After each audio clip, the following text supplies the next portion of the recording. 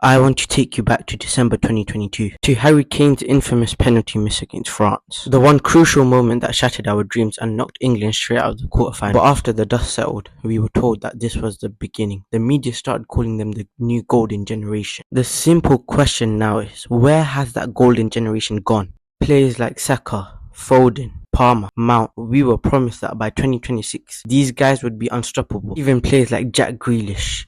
But after yesterday's disaster against Argentina, the simple question now is, was it all just a lie? Therefore, this leads to my title. This is why England will never win a World Cup. Let's talk about Thomas Tuchel, because what he did after Anthony Gordon scored in the 55th minute is going to go down in history as one of the worst tactical retreats ever seen.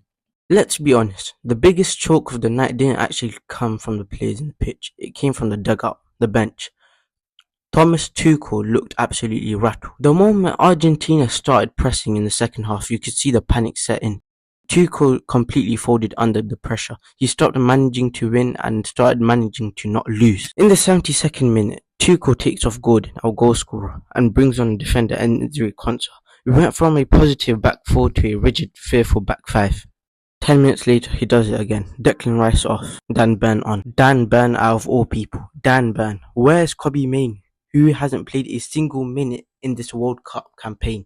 He can offer control and dictate play like Declan Rice, yet Dan Burn came on. Now let's talk about the single most embarrassing start of the entire tournament. 12% possession in the final 25 minutes of a World Cup semi-final.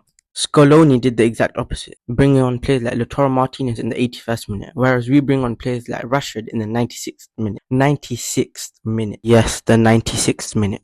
And then the inevitable happened. In the 85th minute, Enzo Fernandez scored an absolute beauty, a technical masterpiece. One of the best goals this campaign. What a goal.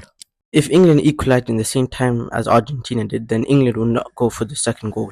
Rather, we would prefer to go to extra time. And what did Argentina do? Score in the 92nd minute. A beautiful header set it up by Lionel Messi.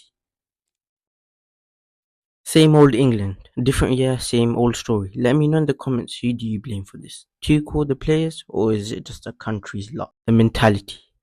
This picture right here tells you everything about the psychological state of the squad.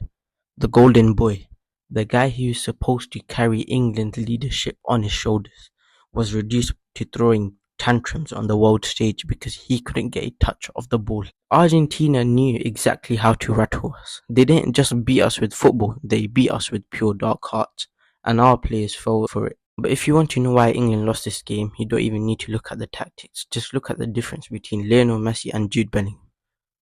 Going to a back five is the classic manager's panic button. It looks safe on paper, but in reality, it was tactical suicide. By dropping an extra man into a defensive line, we completely surrendered the midfield.